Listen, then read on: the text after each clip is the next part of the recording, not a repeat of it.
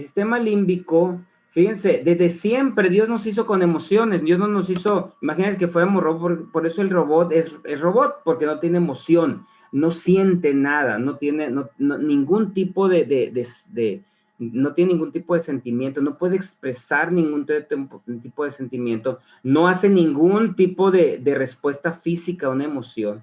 Entonces, fíjense bien lo que para Aristóteles era, aunque yo no soy muy amante de andar poniendo cosas de estos señores, ¿verdad? Porque tenemos suficiente información bíblica que Dios nos hizo su imagen y nos dotó de emociones, porque sirven, ¿verdad? Para ser empáticos, para entender a la demás gente, para responder ante la agresividad, ante el dolor, etcétera. Pero es muy interesante lo que este hombre dijo. Dice, la emoción es toda afección del alma acompañada de placer o dolor, y en la que el placer o el dolor son la advertencia, fíjense, del valor que tiene para la vida la situación misma. Es decir, nosotros necesitamos el sistema límbico para a veces aprender cosas y que sean importantes, ¿ok? Porque si algo no es importante para nosotros, no lo aprendemos.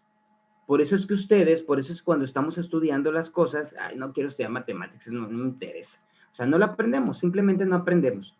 Cuando es de valor, cuando tiene un sentido de placer o dolor, ¿sí? Nos damos cuenta que vale, ¿verdad? De alguna manera y lo aprendemos. Ok. Y entonces, muchos contextos en la Biblia, hay muchas cosas que hay que hablar acerca de las emociones, ¿verdad? Dios no nos dijo, no te enojes, pero dice, no peques, ¿verdad? Ok, no se ponga el sol sobre vuestro enojo. Mejor es lento para ella que el poderoso. Es decir, ¿cómo voy a controlar mis emociones? Y lo que Él quiere, lo mejor es que tengamos gozo, paz, que seamos personas que podamos ser socialmente equilibradas, ¿no? Que podamos amar, gozarnos, tener paciencia en algún momento de la vida, etcétera, ¿no? Hay muchísimas cosas que aclarar porque esto es la cosmovisión nuestra, ¿no? Y entonces ven ustedes la emoción, o sea, lo que tiene que ver con todo este contexto, hay dos, digamos, los han intentado de separar, ¿verdad? La emoción, ¿qué es la emoción? La respuesta física, sí, que yo voy a tener. Y eso es estereotipado, es decir, todo mundo, aquí están todas las caritas. ¿Y a poco en la cultura, en Europa, es diferente a América cuando alguien está feliz? ¿Es diferente? No. ¿La respuesta física es diferente? Cuando está alguien asustado, cuando está alguien enojado, ¿es diferente? No, ¿verdad? Entonces, entonces la emoción, la respuesta física es estereotipada, es decir, es semejante en toda cultura. En cambio, el sentimiento que ellos dicen, lo que se construye en el pensamiento, eso es lo que cambia, es la respuesta subjetiva, porque uno puede estar muy feliz, ¿sí? Pero la felicidad la ve distinta y la percibe distinta al otro que lo está percibiendo, ¿se dan cuenta? La respuesta física es la misma, pero la respuesta psíquica, la respuesta es más compleja y puede ser un poco distinta, ¿ok? Es decir, alguien que puede estar enojado, puede estar percibiendo el enojo digamos, con múltiples formas. ¿Sabes qué? Es que yo estoy enojado y siento que lo quiero matar. Entonces él dice, yo estoy enojado, pero puede ser, o sea, es diferente cómo ellos perciben, ¿se dan cuenta? Y eso depende de nuestro contexto del área prefrontal, cómo el área prefrontal me va a mí hacer ver las cosas, porque la emoción es simplemente es un área subcortical, o sea, es un área que no controla, lo tiene que controlar el área prefrontal como lo vamos a ver ahora. Entonces, vean ustedes, lo que es risa, todo el mundo se ve igual, aunque sean diferentes culturas, ¿no? Es lo que estoy intentando de decir. Ahora, ¿desde dónde se viene todo esto? Pues desde Paul Broca. Broca, pues ese es el que describió el área de Broca, pero también describió el lóbulo límbico, que decían que el lóbulo límbico es porque está en el limbo de todas las demás estructuras. Y él solamente le puso 3 estructuras. Ven ustedes. El giro del cíngulo, el parahipocampo, y el hipocampo es todo lo que él le ponía. ¿sí? Y que estaba relacionado con los tractos olfatorios. Los tractos olfatorios es por eso que decía que era el lóbulo renal, que tenía que ver con la olfacción, pero realmente no es así, ¿verdad? Es lo que él primero describió, ¿sí? En ese tiempo. Después ese señor, más o menos en 1910, ya empezó a ponerle otras estructuras que tenían que ver y ya le puso cerebro visceral, vean ustedes. Visceral, ¿por qué? Porque es lo que sentía, pues cómo respondía, taquicárdico, diaforético, ¿qué estaba pasando? Una emoción, también tenía respuestas físicas, decía él. Entonces ya le empezó él a poner que otras cosas también empezaban a unirse, ¿verdad? Como los cuerpos mamilares, el tálamo, ¿sí? Al lóbulo límbico que ya teníamos. Y entonces estos señores, estos científicos, ¿cómo se llama? Este es su discípulo de Barth, Hess es discípulo de Barth. Entonces ellos hicieron este ejercicio, ¿sí? A unos gatos les cortaron, ¿sí? Justamente por delante, o sea, posterior al hipotálamo, ¿sí? Y a otro gato le cortaron justamente en el hipotálamo. Entonces, ¿qué percibieron ellos? Esto, vean lo que percibieron. Cuando le cortaban por delante el hipotálamo, toda la corteza, el gato se ponía todo agresivo, ¿sí? En cambio, cuando le cortaban todas las conexiones hacia abajo del hipotálamo, el gato se ponía completamente dócil. Entonces empezaron a averiguar qué estaba pasando y se dieron cuenta que el hipotálamo es muy importante en la respuesta corporal. Claro, ¿qué tenía? Imagínense el hipotálamo, ustedes ya conocen, estos apenas estaban en pañales y a este señor, el Hess, le dieron un premio Nobel porque él fue el que descubrió las funciones del hipotálamo. ¿Se dan cuenta? Y entonces, por esos ejercicios que ellos hacían, entonces se dieron cuenta que el hipotálamo nos hacía la respuesta física a la emoción. Es por eso que tenemos el núcleo anterior, que es parasimpático, el núcleo posterior, que es simpático, todos los núcleos que van a estimular la hipófisis, va a producir toda la cascada endocrinológica, los núcleos paraventriculares, núcleos supraópticos, que son los que van a producir oxitocina y los que van a producir ADH, y también va a producir una respuesta física, ¿se dan cuenta? Todo eso tenía, y entonces este señor pues tuvo el premio Nobel por eso. Bueno, vamos a seguir ahora. Entonces ya llega Papez y entonces hace lo que es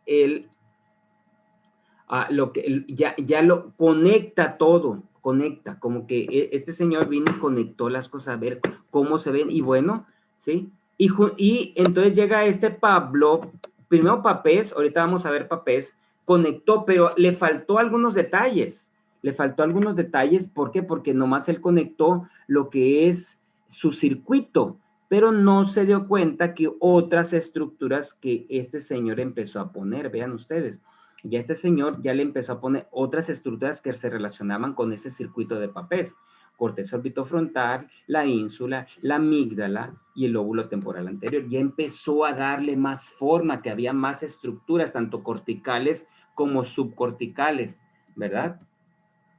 Y entonces este señor MacLean es el que ya le acuñó el término sistema límbico a toda esta área, ¿verdad? A toda esta área, y que se sigue estudiando. Esa es la historia de lo que es el sistema límbico.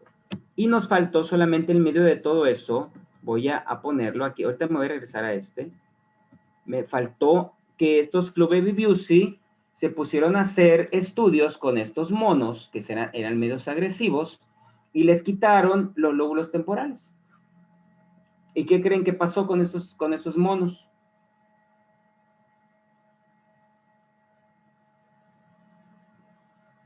Y ahí se dieron cuenta la importancia de una estructura que tenemos aquí, que es los núcleos mamilares. Y entonces ahora sí MacLean juntó todo, ¿sí? Y entonces hizo lo que es el sistema límbico. O sea, entonces, ¿qué piensan que pasaba con este mono que era medio agresivón? ¿Qué está haciendo allí?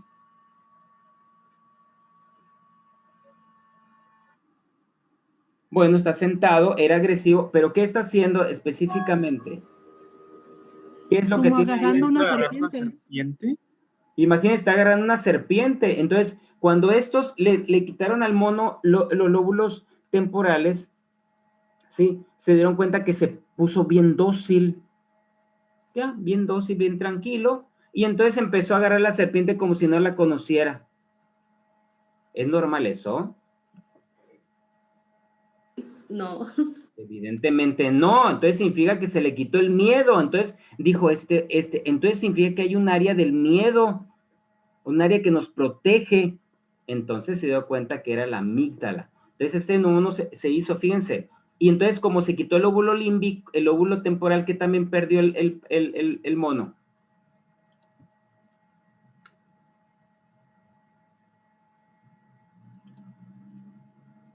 Lóbulo temporal, ¿qué perdió el mono?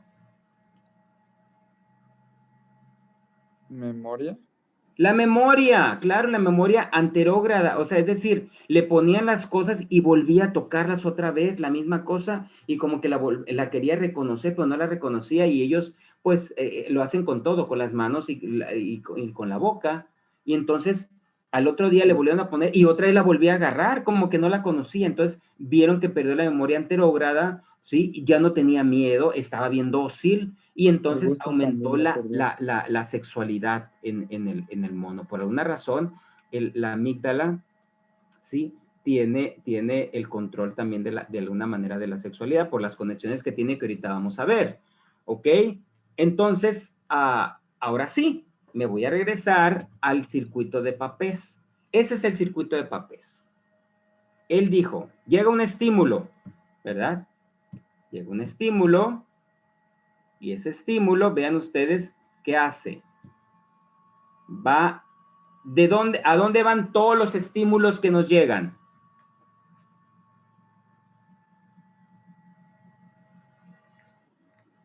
Al tálamo, claro, los estímulos visuales, los estímulos táctiles, todos los estímulos llegan al tálamo, al tálamo, y entonces el tálamo empezaba, ahora sí, fíjense bien, empezaba ¿qué?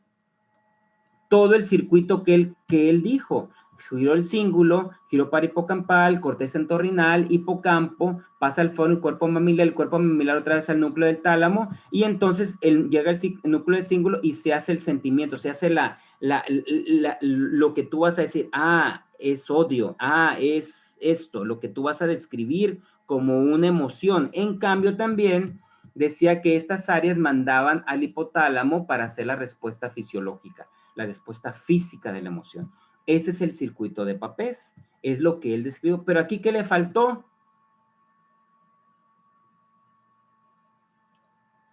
A Papez, ¿qué le faltó? Aquí está otra vez, vean ustedes. Llega la emoción, el estímulo emocional, el tálamo, ¿verdad? Llega al tálamo la información, pasa al hipotálamo, hace una respuesta física y después pasa toda la información, le da vuelta al circuito de Papez y entonces se hace una experiencia emocional. Pero ¿qué le faltó? ¿Qué le faltaba aquí a Papez? La amígdala. La corteza prefrontal, la ínsula, todas esas áreas, ¿verdad? Y la amígdala que es importante, los núcleos amigdalinos que ahorita vamos a hablar, la amígdala. Entonces aquí está otra vez, vean ustedes, giro del cíngulo, para hipocampo. Entonces, toda esta, de una vez voy a hablar de esto esta es mi área, mi forma. Recuerden que la memoria, hay una memoria explícita. ¿Qué es la memoria explícita, Macías?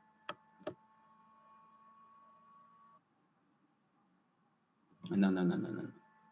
Cuando tú dices memoria explícita significa lo que tú aprendes en una conversación, viendo a una persona, viendo las características, eso se llama episódica, y una memoria explícita semántica, que es la que tú aprendes en los libros, ¿sí? Viendo. Esa es la explícita, ¿ok? La que tú memorizas cosas. En cambio, la implícita es la que son las habilidades y destrezas, ¿ok? Hay dos tipos de memorias aquí. ¿Ok? La implícita no usa estas áreas, estas áreas está usando la memoria explícita y ahorita les voy a explicar, ¿ok? Aquí tenemos nosotros a lo que es, aquí se lo voy a poner, aquí tenemos al hipocampo y aquí tenemos a la amígdala y del hipocampo sale, se llama una sustancia negra que se llama la fimbria, y que va a pasar al fornix y vean ustedes entonces, vean ustedes cómo es esta situación, ¿sí? ¿Ok? Vean ustedes cómo se crea una memoria explícita. ¿Y por qué nos importa la amígdala en relación a la memoria? Vean ustedes. La memoria, entonces, ¿sí? La memoria necesita tener el componente de amígdala porque la amígdala va a hacer que nosotros nos interesemos, ¿sí? Imagínate un evento traumático, un evento importante, la amígdala se prende y entonces se activa y entonces la amígdala va a guardar el evento emocional, la emoción que sentiste, ¿sí? Pero el hipocampo lo que va a hacer es, va a ser la memoria explícita de esa emoción, es decir, dónde estabas, con quién estabas, cómo era la persona, ¿se dan cuenta? Va a aprender, ¿sí? En cambio, la amígdala lo que va a hacer es, va a recordar el evento emocional, me sentí muy mal, me sentí muy bien, ¿se dan cuenta? Esa es la idea. Ahora, donde ya la doctora les enseñó, aquí no les voy a enseñar, porque no es el caso, no les voy a enseñar lo que ya ella habló, cómo se forma la memoria. Vamos a suponer, la memoria explícita principalmente. Vamos a suponer, ustedes están ahorita aprendiendo esta cosa que quiero que lo aprendan. Entonces, ¿verdad? Empiezan a repetir. Entonces empieza a haber sinapsis, más espinas, empieza a haber más aumento de canales de sodio y de calcio, entonces empiezan a abrirse, etcétera, etcétera, ¿ok? Y entonces, si ustedes siguen repitiendo, se va a consolidar la memoria.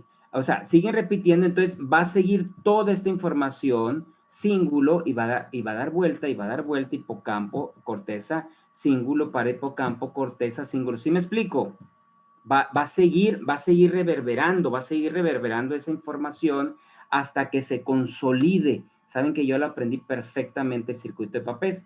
Entonces, cuando ya lo aprendes, ya lo tienes bien allí porque lo repetiste tantas veces que ya lo tienes aprendido.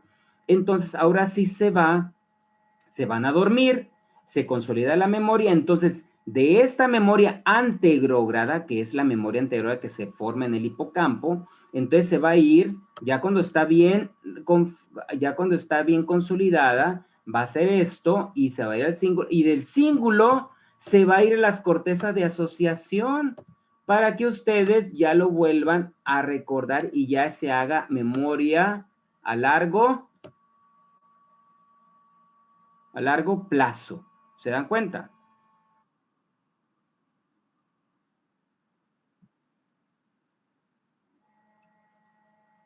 ¿Mandé? Claro. Claro. Es que la declarativa o explícita es la misma. ¿Sí me explico? Hay una que depende de cómo le llamen. ¿Ok?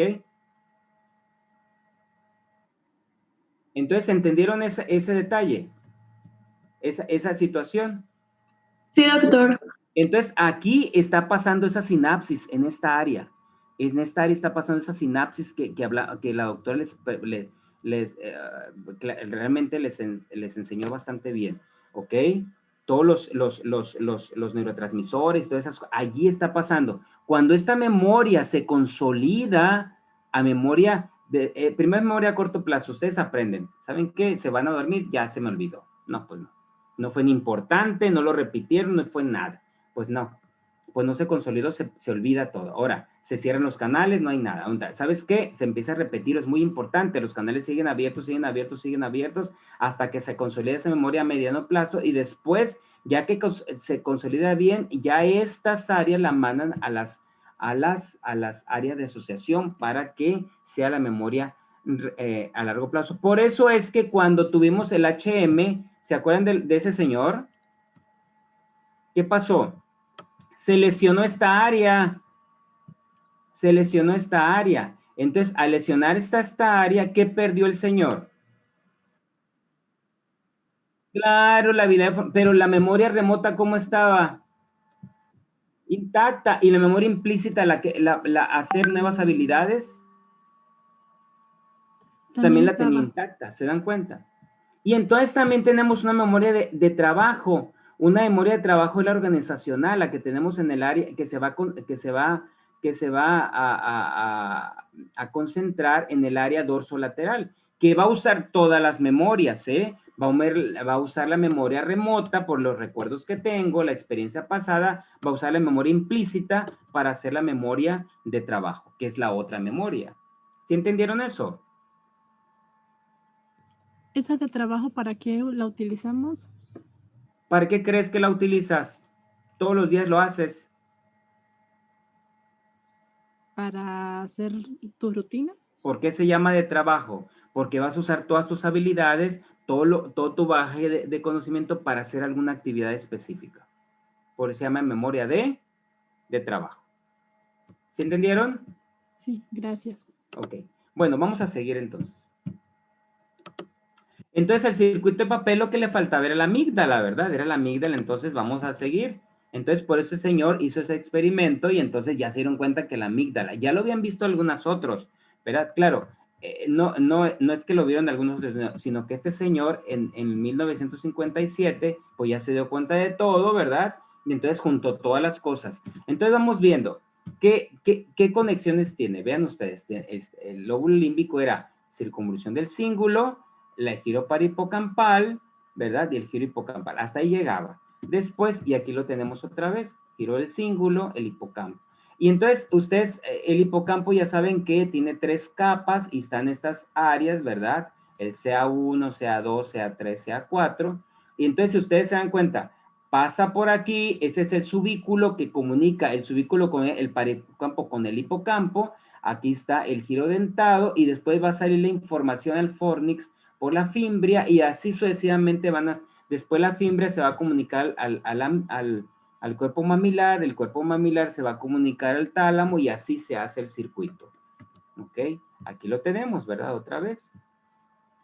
Está el hipocampo, entonces aquí está el fornix que se pasa la comunicación a la fimbria al cuerpo mamilar, el cuerpo mamilar al tálamo y el tálamo otra vez al giro del cíngulo y ese se hace.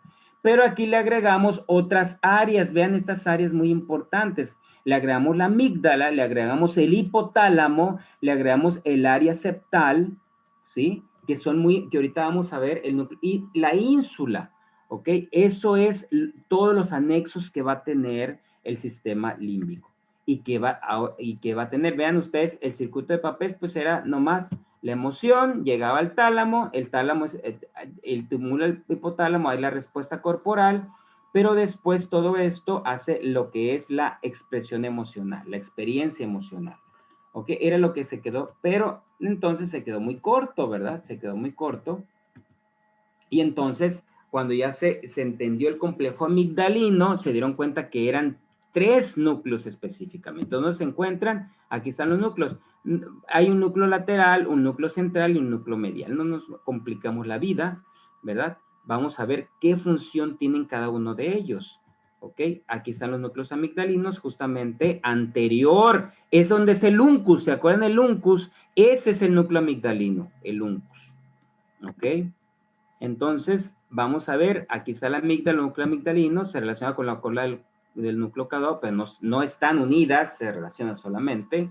Aquí están las 3 porciones, ¿verdad? Aquí están las 3 porciones, se dice que la porción medial recibe la información olfatoria. Entonces, lo importante aquí es que la aferencia a la amígdala va a entrar por el núcleo lateral y la eferencia va a salir por el núcleo medial.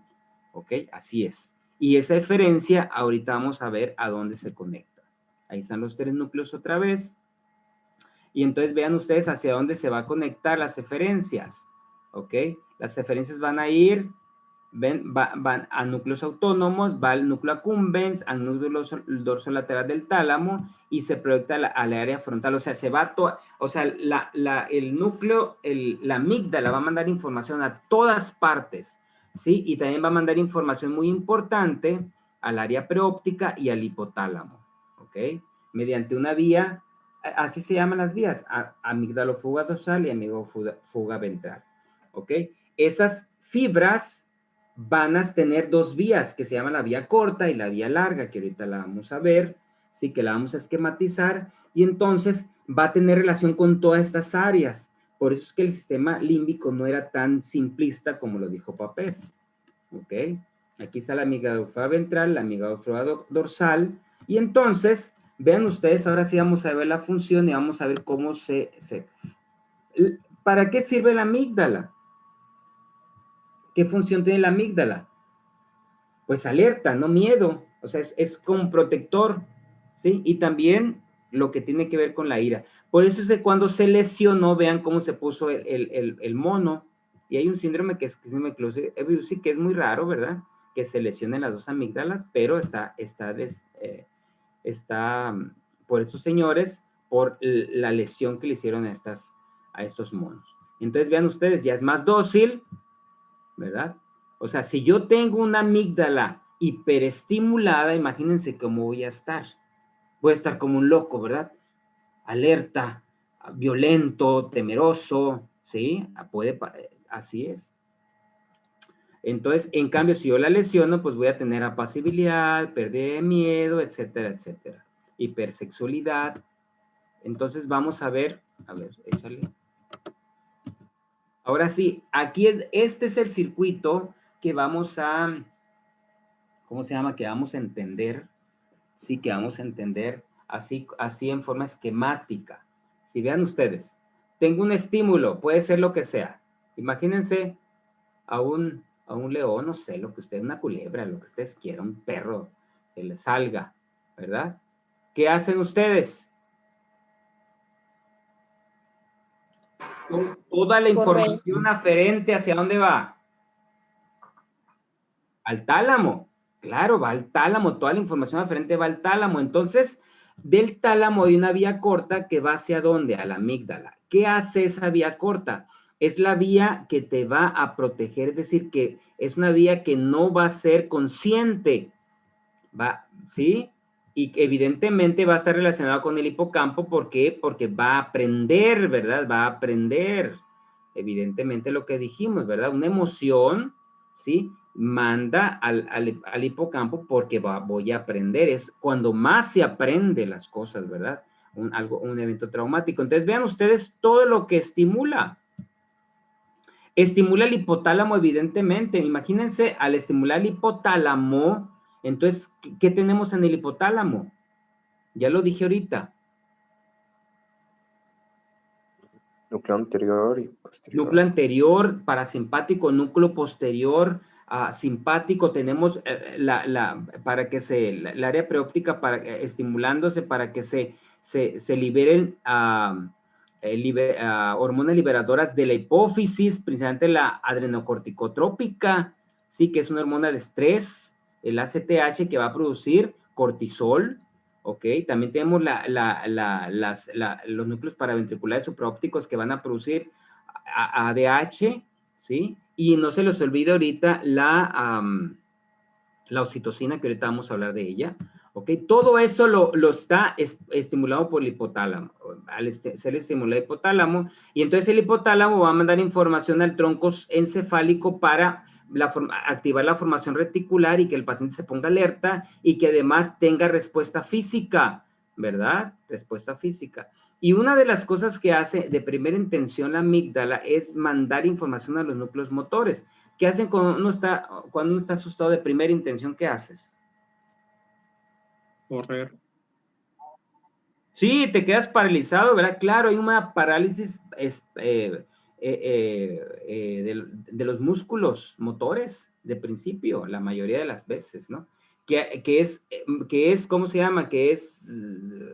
¿Cómo se llama? En forma pasajera, ¿verdad? Pero hay gente que se paraliza, que la amígdala tiene una respuesta tan importante que no hace nada y se queda, ¿verdad? En un evento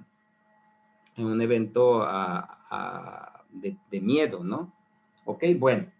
Entonces ya tenemos la respuesta física, ¿verdad? Por estímulo de todos esos. Ahora, ahorita voy a hablar de eso. No se vaya, recuérdenme de la oxitocina porque se me puede ir.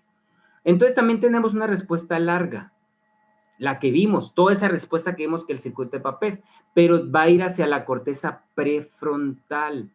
Esa corteza prefrontal va a estimular la corteza prefrontal al área orbitofrontal para que controle la amígdala. Y le ¿sabes qué, amígdala? Tranquila, yo sé que estás estimulada demasiado, pero vamos a tranquilizarnos, vamos a medir consecuencias, ¿sí? Pero a veces la amígdala es tan hiperestimulada que descontrola la corteza. Por eso es que hay gente que dicen, tuvo un evento adverso muy significativo y la gente que estaba bien, dice, oye, pero es que te pusiste como loco, como loca, y empezaste a gritar y ya después te controlas. ¿Por qué? Porque la amígdala, ¿sí? La amígdala bloqueó la corteza prefrontal. Por eso es que dicen que las emociones no piensan, ¿verdad? No piensan. Si esta vía larga no logra controlar la amígdala, esta persona va a perder el control de las emociones. ¿Ok? Por eso es que se pone aquí este monito, por dice, tranquilo, ya vamos a ver qué hacemos, vamos a medir consecuencias, etcétera, etcétera. Entonces, por eso es que esta es la reacción, una reacción, la amígdala va a hacer una reacción y esto es la acción, ¿verdad? Una reacción y una acción. Ahora vamos a accionar.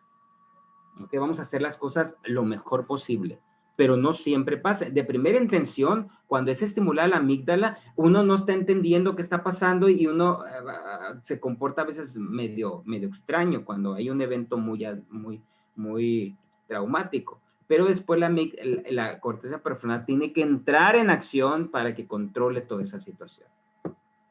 ¿Ok? Ahora, ¿qué pasa, jóvenes, cuando resulta que van entrando a un lugar y alguien los asusta? Y se dieron cuenta que no era cierto, que era un susto, era una broma. ¿Qué pasa?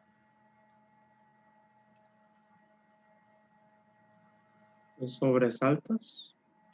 Bueno, te sobresaltas primero, pero ¿qué pasa? ¿Te sigues sobresaltado como loco por minutos y más? No, te relajas, te relajas. Claro, te calmas casi. ¿Por qué? Y eso es bien importante, porque hay una área que se llama el área por eso el área septal se va a encargar de esa función. El área septal se va a encargar de controlar una respuesta excesiva a algo que no está siendo un problema, ¿sí? ¿Ok? Porque si ves el león, ¿verdad? Pues evidentemente vas a responder y te vas a hacer salir corriendo y vas a salir como loco.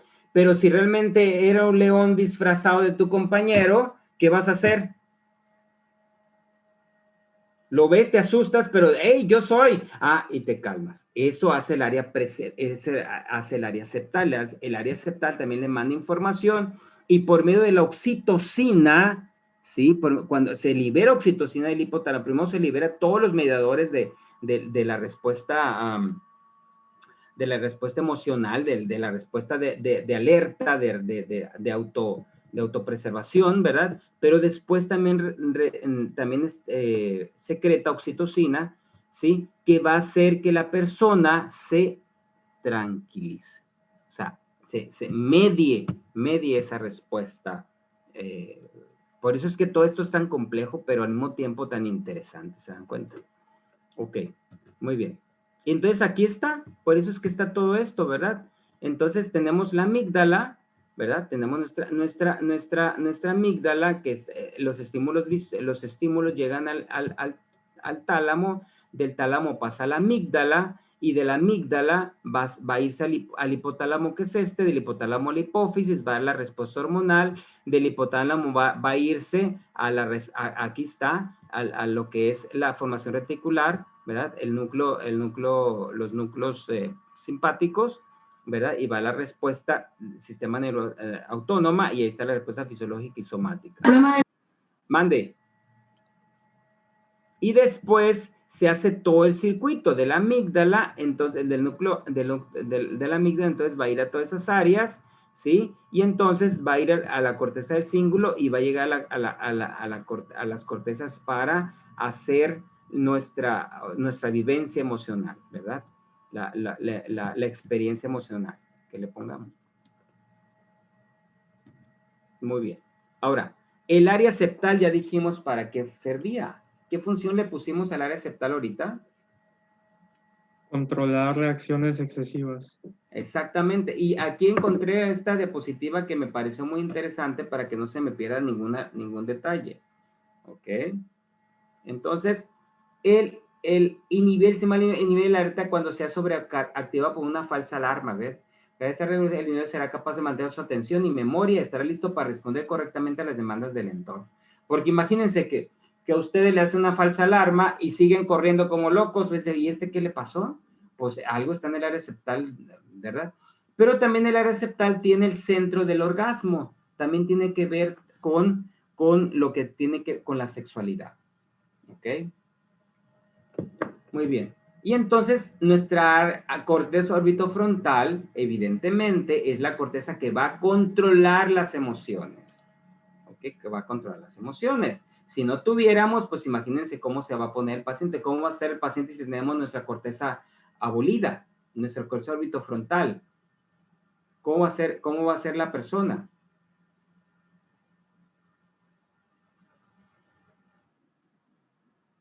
Va a ser violenta, va a ser agresiva, ¿se dan cuenta? Esa es la idea de entender estas situaciones, ¿ok? No va a poder empatizar con los demás, aunque yo creo que algunas gentes algo han de tener en esa corteza, ¿verdad? Porque hay gente que de a tiro no se socializa, o sea, es imposible tenerlos de amigos, de compañeros de equipo, es una cosa terrible, ¿verdad? Entonces, ven que no toda la gente está psiquiátrica, pero la gente está así como borde, ¿no? Como borderline que le dicen. Algo debe de haber en esas áreas que las personas no desarrollaron adecuadamente. Y aquí me voy a parar un poco, no sé si la vez pasada se los dije, pero todas estas áreas, sí, yo creo que se las sabía. Las áreas, el área prefrontal se va desarrollando. Ayer justamente estaba hablando con un compañero de ustedes. Y no sé exactamente cómo empezó la plática, pero me confesó que llegó a la universidad el estudiante de medicina, ya está en 5º año de medicina, estudiante de medicina, yo pensé que no era adventista, siempre supuse, pero yo nunca le había preguntado porque me parecía cómo se comportaba, dije, pues a lo mejor no es adventista, ¿qué? Pero realmente es adventista de toda la vida, desde nacimiento. Ayer me dijo, pero dice que llegó a la universidad y en el dormitorio donde estaba, unos compañeros le invitaron a una fiesta y allí empezó a tomar y a fumar. Y luego le digo yo, ¿y cómo tomaste esa decisión? Dice, pues que se le hace fácil a uno tomar decisiones así. ¿Se dan cuenta? Significa... y yo me puse a pensar, ¿cómo es posible, cómo podemos hacer para que nosotros como personas no nos lleve la corriente en lo que hacemos? ¿Sí? ¿Cómo poder ser capaces de tener un área prefrontal tan sólida que las decisiones malas no las tomemos? Porque así como dice, no, y también me ofrecían drogas, pero eso no lo quise hacer. Imagínense. O sea, de la nada empezó con una amistad, ir a un lugar X, por no decir, no, yo no hago eso. O saben que a lo mejor uno va hasta engañado a veces, decía, ¿sabe qué? Voy a una fiesta y ahorita que no me gusta esa fiesta, mejor me voy. Están haciendo cosas que no deben, no estoy para... Entonces, ¿cómo hacer para que ustedes aprendan a tener un área prefrontal tan sólida que nada los mueva? ¿Se dan cuenta? Es bien interesante y es mi gran preocupación. ¿Por qué? Porque la escuela de medicina está llena de gente que fuma, que toma, que tiene relaciones sexuales, que son homosexualismo, lo que ustedes quieran y manden, ¿sí? Y no los estoy juzgando, estoy que ustedes, si no están en nada de eso, jóvenes, nada de eso, por favor, sean capaces de que su área prefrontal sea sólida. ¿Y cómo lo van a hacer? Tomando actitudes adecuadas hacia la vida. Sean capaces de decir no, aprendan a decir no a las cosas, ¿sí? Aprendan a ser capaces de decir, esto no lo hago porque no, esto no me enseñaron, mis principios no me lo permiten, que sus principios los guíen. No se dejen llevar solamente, es que es mi amigo, es que es bien buena onda. Eso no tiene nada que ver. Vivan por principio y eso se madura. Toda la vida lo van a madurar, toda la vida.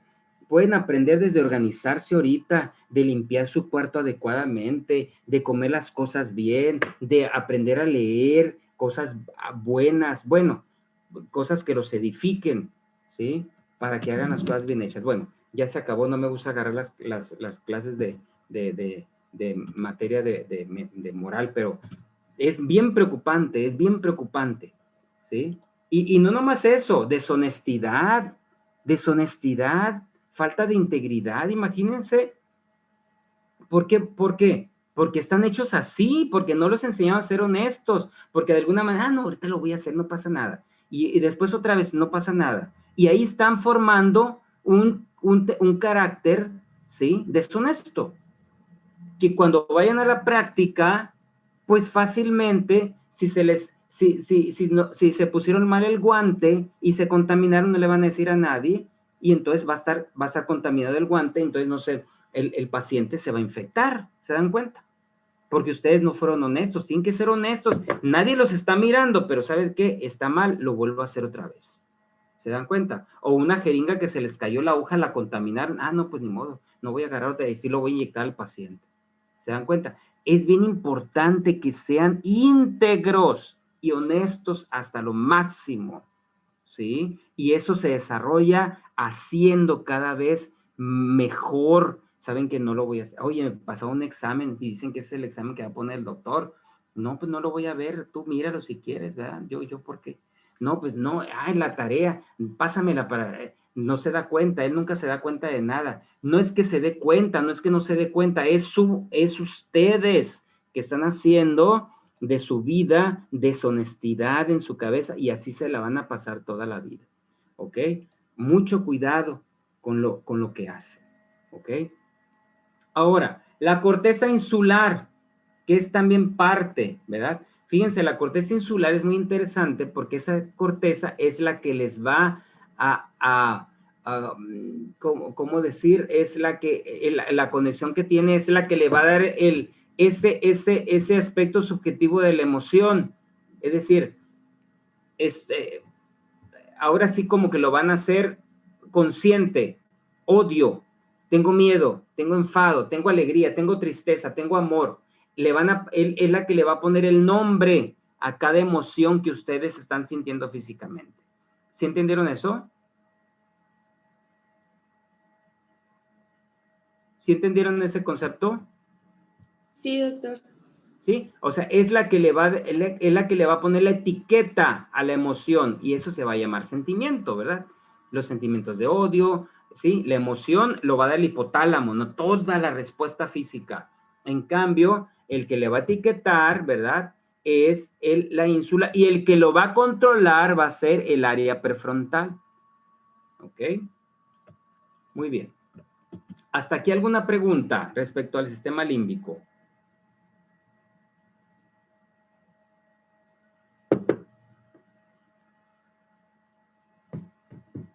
Jóvenes.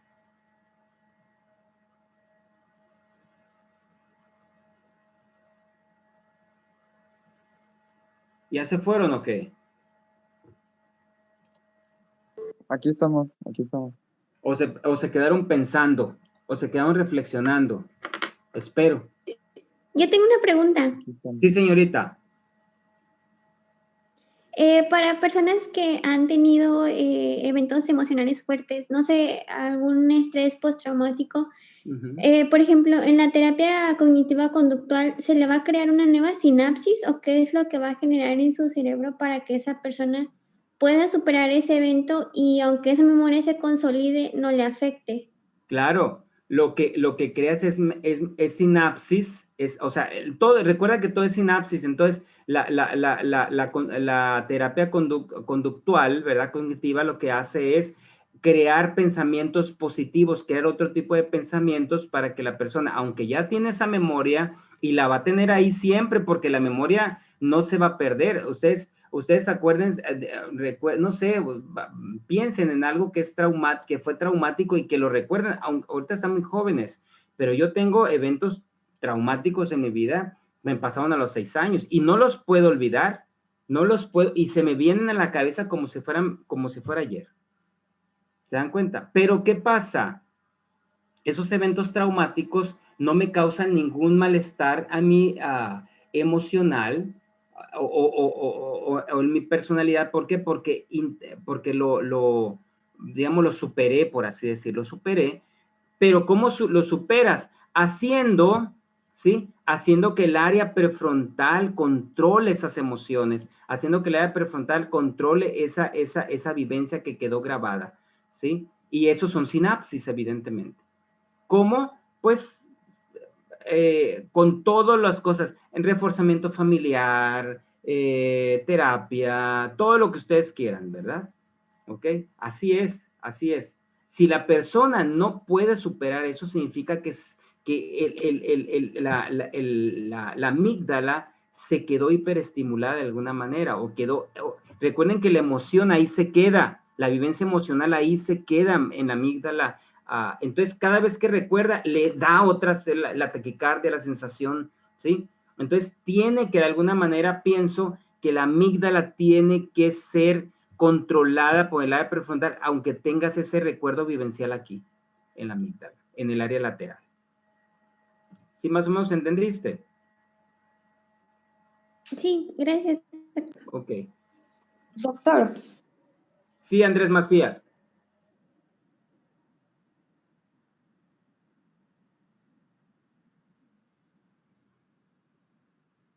Por supuesto, por supuesto.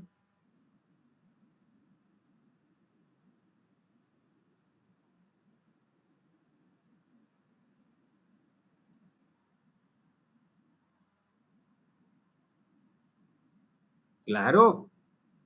Entre más importante y significativo sea para ti algo, más te lo vas a grabar. Y eso tiene que ver con emoción. ¿Sí? Eso tiene que ver con lo emocional. Por eso es que está tan ligado el sistema de memoria con la amígdala. Están unidas ahí, tienen contacto. Por eso es que vean ustedes, ¿qué dice aquí? La amígdala está unida ¿con quién? Con el hipocampo, íntimamente unida. La amígdala le manda información al hipocampo, ¿sabes qué? Estoy sintiendo esto, y entonces el hipocampo lo que va a hacer, ok, estás sintiendo esto, estás en este lugar, estás en este ambiente, con esta persona, etc. Está aprendiendo las cosas, los detalles de esa emoción, la amígdala, el hipocampo. ¿Se dan cuenta? Si es un área, doctor, de memoria, me imagino que es rica como en acetilcolina. Claro, por supuesto, rica en Y no hay algo que se pueda la tomar. amígdala, la amígdala es bañada por dopamina, en cambio el hipocampo es bañado por acetilcolina, es un neurotransmisor. Ok, no hay algo como que se pueda tomar para mejorar la memoria o para estimular la producción de acetilcolina. Pregunto. Fíjate que no hay algo, lo que sí hay cuando las personas empiezan a tener el deterioro cognitivo, sí hay porque aumentan la acetilcolina, pero así una persona normal, lo que se dice pues es que se coman alimentos ricos en colina, ¿sí? Ok. Ricos en colina para que puedan ayudar. Bueno. doctor, tengo una pregunta. Sí. Aquellos pacientes que pues son diagnosticados con TDAH, pues tengo entendido que hay problemas en los circuitos, tanto en el córtex prefrontal y en los ganglios basales. ¿Cómo podríamos en este caso, bueno, ya sé que no estamos hablando de tratamiento o así, pero en estos pacientes, ¿habría alguna como solución o algo así? Bueno, ¿O qué tan dañado se podrían ver esos lo que pasa es que en estos pacientes lo que se tiene es una alteración principalmente en lo que es la atención. Lo que se quiere en estos pacientes es ayudarlos a crear. Todas estas áreas no son tan fáciles de entender. ¿Por qué? Porque el TDAH tiene también hiperactividad, ¿ok? Entonces, también hay circuitos que llegan del área prefrontal a los ganglios basales y que tienen que estar controlados. Cuando esas áreas no están controladas, por eso que no hay déficit de atención y entonces hay más actividad, o sea, más movimiento, etcétera. El paciente no puede ver. Hay medicamentos que ayudan a que esas vías, ¿sí? Principalmente disminuir el glutamato, ¿sí? Y la dopamina, que es lo que ayudan en esos. Sería muy interesante que ¿cuál es el tratamiento para un TDAH? No se los puse, fíjense, creo que sí se los puse, ¿no? En los problemas que me van a entregar, no. Sí, doctor. Sí se los puse. Creo que sí. Bueno, pues entonces vean ustedes, sí, se llama Ritalin. Ritalin, busquen qué medicamento es y dónde actúa. Para eso se lo dan, Ritalin. Y vean ustedes dónde está actuando. Doctor, una pregunta. Sí. ¿Qué tan efectivo es, por ejemplo, las personas que usan el Ritalin para estudiar? Porque había visto que es muy usado el Adderall y cosas así de metilfenidato en los estudiantes en Estados Unidos que para mejorar la concentración a la hora de estudiar. O sea, tiene sentido, pero es un de este pasajero. Porque lo que tienen todo eso es que les mantiene el alerta, los mantiene despiertos, ¿ves? Aumentando los niveles de noradrenalina y de dopamina, ¿ok? Entonces... Pero así no se va a consolidar, ¿no? ¿Mande? Pero no se va a consolidar. Exactamente, porque lo que ellos quieren es que mantenerse despiertos, pues, ¿ves? Entonces, si no tienen sueño, también hay un problema. Puede ser que puedan tenerlo a corto plazo, pero al final, ¿cómo les va a ir? Por eso es lo mejor, lo más fisiológico. ¿Ven? Doctor, ese medicamento se utiliza también cuando las personas tienen problemas de narcolepsia, ¿no? O sea, de que duermen un montón, no tienen demasiada fatiga o así. Sí, porque aumenta los niveles de noradrenalina y dopamina.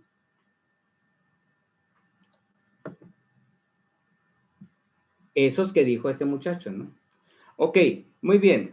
Esas son las cosas que quiero que ustedes se inquieten en saber. O sea, eso, la neurociencia es muy, muy corta para la clase para ver, pero van a tener psiquiatría, van a tener pero eso es lo que quiero que sepan, ¿sí? Que, ¿sabes qué? El fulano de tal es un medicamento y es esto y actúa a este nivel y entonces tiene que hacer esto. ¿Se dan cuenta? A estos niveles quiero que ustedes aprendan las cosas, ¿sí? Porque es la base, la base. Porque si las aprendemos acá en las nubes, pues es más difícil. No es tan fácil, como ven ustedes, no es tan fácil aterrizar todo, pero sí podemos dar un entendimiento más o menos. Pensar las funciones cerebrales superiores son muy complejas de entender, muy complejas. Pero, pues, se hacen esfuerzos todos los días los científicos estos. Por eso lean este señor Calixto González, el doctor Calixto González, para que vean él les va a enseñar bastante de neurociencias, ¿verdad? Lean todo lo que tiene que ver con emoción, con enamoramiento, vean por qué la gente dura mucho tiempo casada o se divorcian. ¿Por qué? Es neurofisiológico, fíjense. Bien interesante. Pero depende, esa neurofisiológico no es de que, bueno, sino que ¿qué hace la persona? ¿Qué hace la persona para secretar hormonas, por así decir? La hormona, voy a poner un ejemplo solamente. La dopamina se secreta, es una hormona adictiva. Es decir, es un neurotransmisor que produce adicción. Entonces, la hormona, cuando está el enamoramiento y cuando están hasta los primeros años de casados, que se dicen los primeros 2, 3 años, ¿sí? La dopamina es la que está en efervescencia. Por eso es que la gente, después de los 2, 3 años, si no hace nada por esa relación, bajan los niveles de dopamina y la persona empieza a buscar otra pareja. ¿Se dan cuenta? Y eso ya está estudiado. No es que se lo esté diciendo yo, ya está estudiado. Entonces, ¿qué pasa? ¿Qué tiene que hacer la persona para que cuando baje los niveles de dopamina, otra hormona suba, otra hormona? ¿Y cuál esa hormona tiene que subir? La oxitocina. ¿Y qué tiene que hacer la pareja para que eso pase? Bueno, tiene que, ¿cómo se llama? Hacer, por eso se dice que tienen que, ¿cómo se llama? Se me fue la palabra. Cultivar la relación, ¿sí? Eso que dices es que cultivar la relación, que las flores, que decirte te amo, que no sé qué, que tener detalles aquí, que tratarse bien. Eso es lo que va a hacer que se empiece a secretar oxitocina y de esa manera produzca el apego en la pareja. ¿Se dan cuenta? Y que las personas tarden más tiempo juntas. Personas que se tratan mal y que es fisiológico, no va a haber oxitocina y van a terminar, ¿cómo se llama? Perdiendo. ¿Se dan cuenta? ¿Cómo ven? Pero estos temas muy interesantes, que quiero, lean a ese señor, hombre, léanlo, van a ver que les va a encantar. Es más, escúchenlo, ni siquiera tienen que comprar, él ya hizo sus pláticas y va a ser muy interesante cómo la neurociencia intenta explicar la emoción, el enamoramiento. Hay libros, ¿por qué las mujeres quién creen ustedes que escoge a la pareja? Él como que le encanta eso del enamoramiento, ¿eh? ¿Quién creen que escoge la pareja, el hombre o la mujer? Fíjense, bien interesante. La mujer. Y es fisiológico, no crean que es porque así es, porque la mujer tiene ciertas áreas olfatorias que usa para escoger al hombre, y para escoger, fíjense, escoge al que más diferencias tenga de histocompatibilidad. No escoge a uno que sea semejante a histocompatibilidad de él, porque si no se va a repeler, ¿se dan cuenta? Por eso entre hermanos no se unen, ¿sí? Es bien interesante. Lean todo eso, les va a encantar todas esas cosas, pero sale de la clase, ¿verdad? Sale del tema, por eso son cosas, pero le digo, allí está, él tiene como 6, 7 videos, a mí me encanta escucharlo, porque cada vez aprendo más de él, ¿sí? Por favor, escúchenlo, les va a encantar. Bueno, ahora lo que voy a hacer ahorita es repasar rápidamente lo que es la formación reticular, porque con la doctora vieron sueño vigilia, pero yo voy a ver en un contexto completo la formación reticular.